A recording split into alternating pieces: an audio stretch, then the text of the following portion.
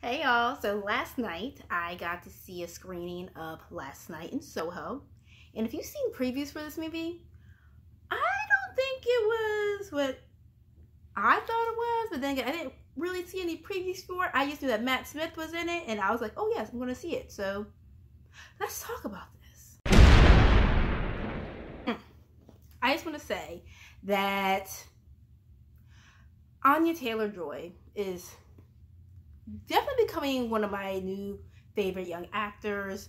She is just stunning in like a weird way.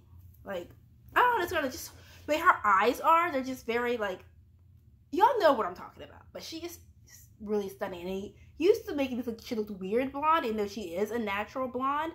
But I think this blonde actually works with her skin tone and her features. But anyway, all right. So the movie starts out off really well with establishing how, like, I want to say we're far removed, like, the main girl is from, I don't know, reality. Like, her name is Ellie, and the way her room and everything, her music setup, you think this is the 60s, but you quickly learn that no, this is 2021, and she's just, you know, very into, you know, vintage things, which is, you know, it's cool, that's bet, whatever. And that's her design aesthetic. She's going up to London from her little old town to go be a designer. I feel like that's pretty much established in the previews.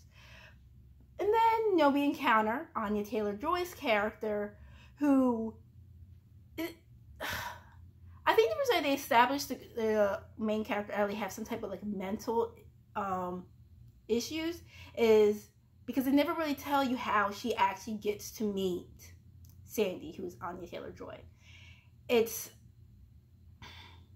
There is like supernatural elements to it, or she's just really empathetic.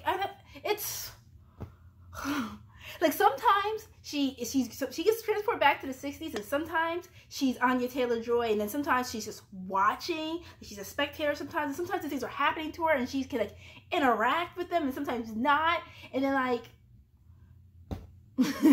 like this, there's a lot happening. There's not a lot of like, not that there's a lot of multiple characters or anything. There's a lot of like psychological things happening to this girl, and yeah, there are moments.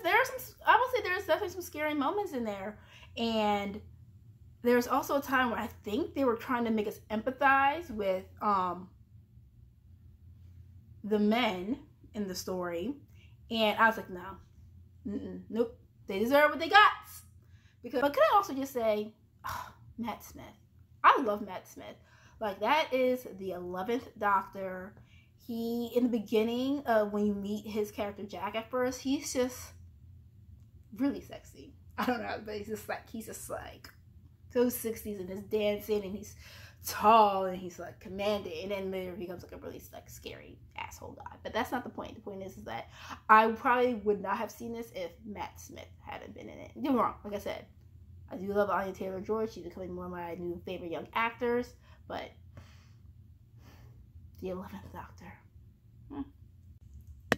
Also, if you're like me, the twist that happens, I mean, if you're not paying attention, the twist is very like, oh, but yeah, the twist didn't get me. Like, because I try not to do this when I'm watching movies, so I already calculate, okay, so this is happening, this is the past, how is this person connected to this? And I try not to, but that ended up happening, and I was just like, I mean, it was still executed well, like the reveal of it, but I was still like, I knew this, I knew that.